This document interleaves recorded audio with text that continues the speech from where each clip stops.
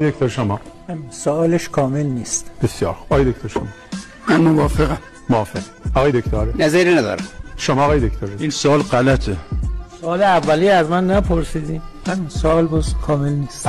آقای دکتر عارف نظری ندارم.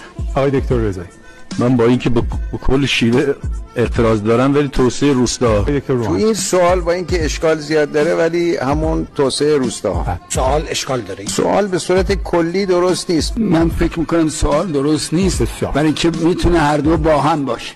نظری ندارم. آقای دکتر رضایی خود این سوال نشون میده که واقعا صدا و سیما نباید اینا رو تنظیم میکرد. هر چهار تا با هم.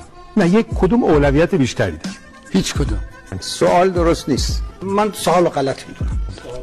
سوال غلط. بسیار خوب. سوال غلط. سوال. آقای دکتر بله. به نظرم سوال غلط. آقای دکتر شما به نظر شما هم سوال غلط. آقای دکتر حتی منم سوال خوبی نمیدونم.